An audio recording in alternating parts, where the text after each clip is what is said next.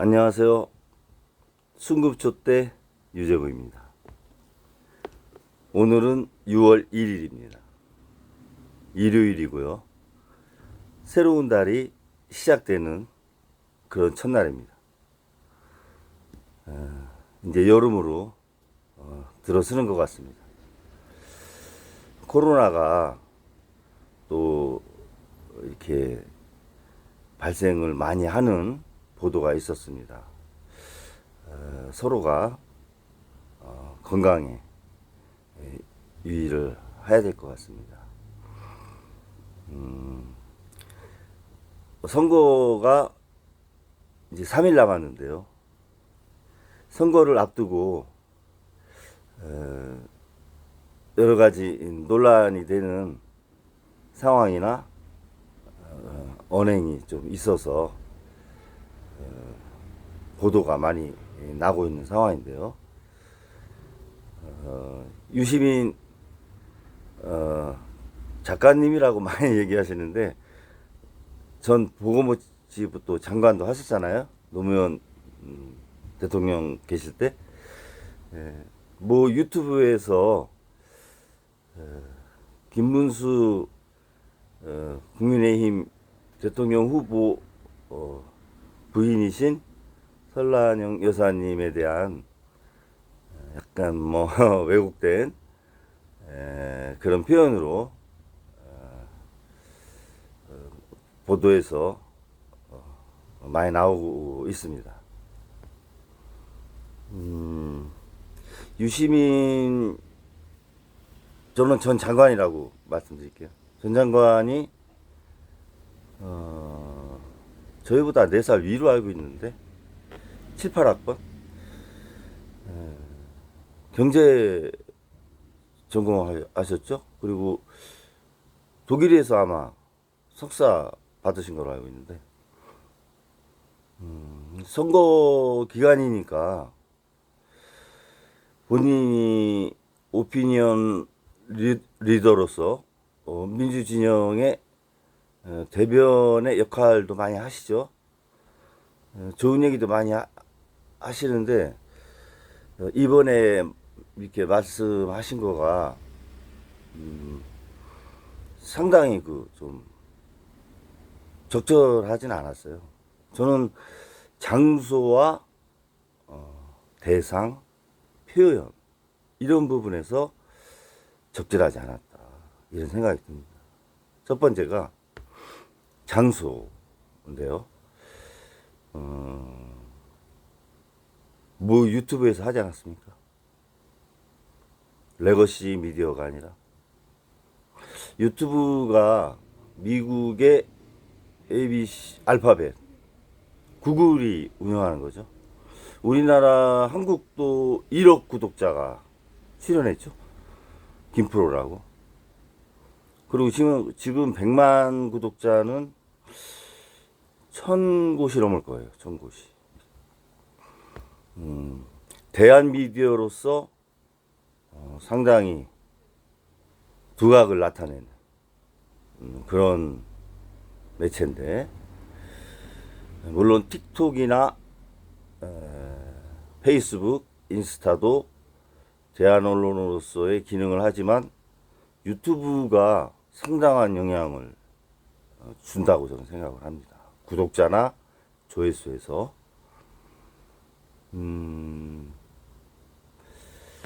구글 코리아가 한국에서 유튜브 운영하면서 법인세를 155억을 냈어요. 유튜브의 매출이 저는 네이버하고 거의 비슷하다고 보거든요. 네이버가 한 12조 좀 넘죠. 네이버가 법인세 낸 게 5천억 됐어요. 5천억. 구글은 제 생각에는 5,500억, 6천억 정도는 내야 된다, 이렇게 보거든요. 그런데 155억을 냈다. 법인세율이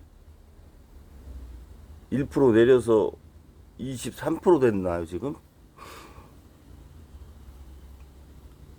적당한 과세 표준이냐? 저는 그렇지 않다고 생각합니다.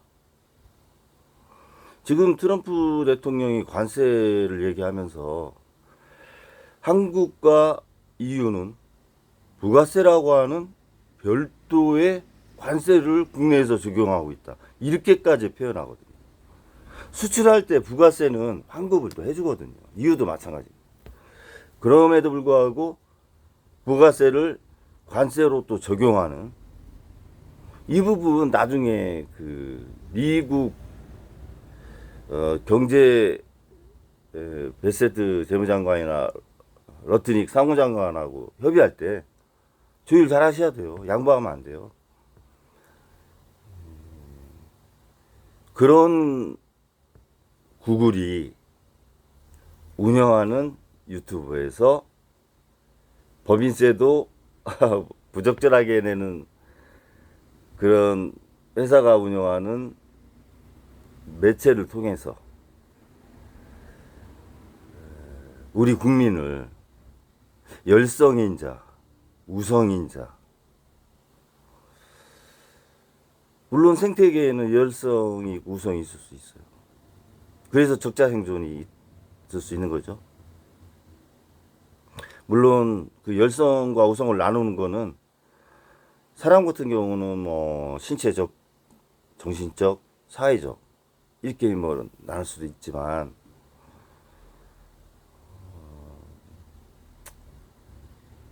많이 배우어야 사회생활을 잘하고 어떤 지위에 갈 수 있을 수 있다는 생각 자체가 좀 위험한 생각이다. 그래도 나라의 운영을 해봤던 사람, 국민을 열성인자와 우성인자로 이렇게까지 나눌 필요가 있나? 그렇게 해서 얻는 게 무엇인가? 그런 생각 많이 듭니다. 자존심 상하잖아요. 유튜브에서 그런 말 한다는 자체가. 그리고 노무현 대통령 서거했을 때 유시민 전 장관이 조문할 때 담배 한 가지 이렇게 올려놓았던 기억 납니다, 제가. 그럼 그 행동은 어떤 의미였을까? 그런 생각도 좀 듭니다.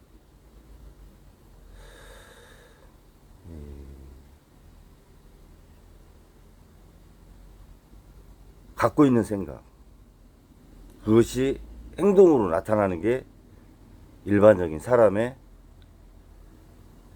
모습 아니에요. 유시민 전 장관이 민주 진보 진영을 모두 대변할 수는 없어요. 역시 여럿 중에 하나일 뿐이지만 그래도 많은 방송과 언론에서 패널로 활동을 하시고 책도 또 쓰시고 하니까 아무래도 일반인보다는 생각의 전달이 더 많이 되지 않겠습니까? 저 같은 사람에 비해서. 그러면 사회적인 책임이 있다. 그런 생각을 가지셔야 돼요. 기업만 뭐 ESG 막 이런 얘기할 게 아니다. 사람도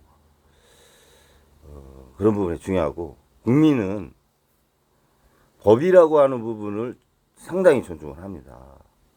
그렇지만 도덕과 윤리라고 하는 그러한 서로 사회적인 약속, 규범 이 부분에 대해서 상당히 소중하게 생각해요.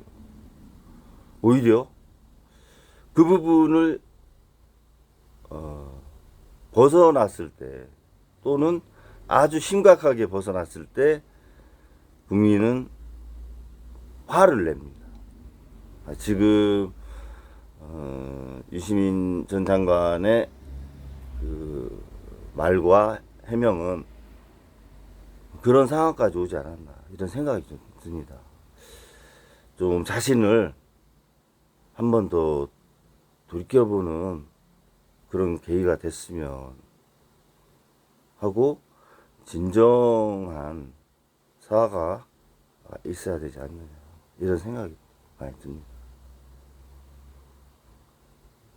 표현도 상대방을 배려하면서 하는 표현이 있을 수 있어요.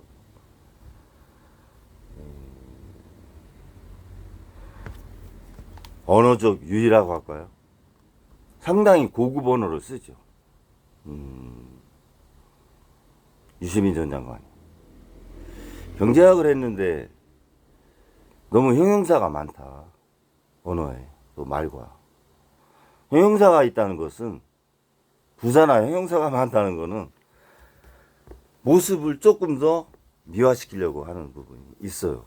과대표장까지 제가 말씀을 안 드리는데 그 상황에 대해서 필요 이상의 표현이 될 수 있는 겁니다. 그래서 그렇다고 직설적인 표현을 뭐 말씀하시라는 게 아니에요.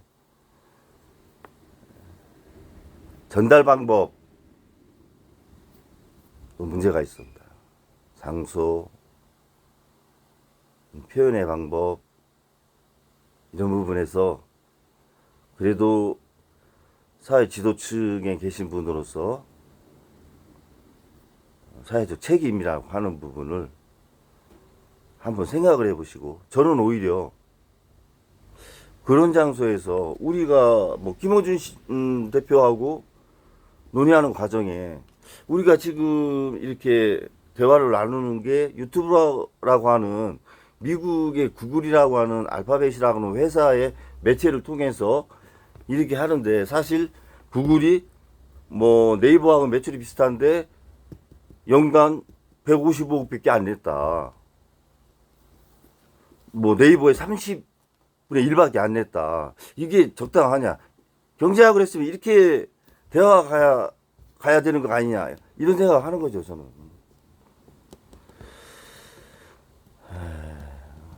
씁쓸하고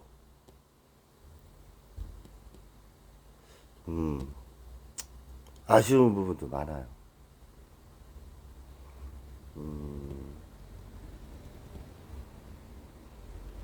어제 제가 이재명 후보의 하여가에 대해서 쇼츠나 뭐 동영상도 올렸는데, 보수는 뭐 가치를 존중하는 게 여러 가지가 있지만 그 중에 하나가 이제 품격이고, 진보 진영도 민주 진보 진영도 품격을 중요시하죠. 근데 그 품격을 어떤 기득권이나 이게 올라가지 못할 품격 이렇게 표현은 안 해요.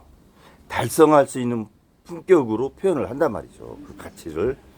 근데 요번에 유시민 전 장관의 그 품격에 대한 언급은 달성할 수 없는 가치로서의 품격을 얘기해서 보수가 지향하는 품격에 정반대되는 표현이었고 생각이었다. 이런 면에서 국민의 지탄을 받는 것이다. 저는 그렇게 생각합니다. 우리가 사람을 표현할 때 된 사람, 난 사람, 든 사람 이렇게도 뭐 저는 배웠는데 그냥 서로 존중하고 배려하고 이렇게 하면서 더불어민주당이 뭐예요? 더불어를 왜 붙였습니까? 함께라는 뜻 아니에요. 위드. 그래서 함께 나아지는 그런 사회를 구현하는 게 유시민 전 장관의 생각이었다라고 해서 많은 분들이 지지하고 성원해 준 게 아닙니까? 그 부분을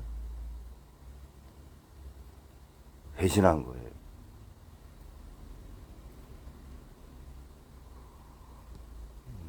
많은 시간이 가겠죠.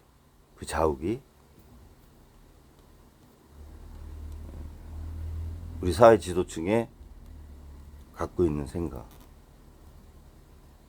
한번 돌아보면서 저도 겸손해야 되겠다라는 생각을 다시 한번 하게 됩니다. 오늘도 선거가 뭐 3일 남았지만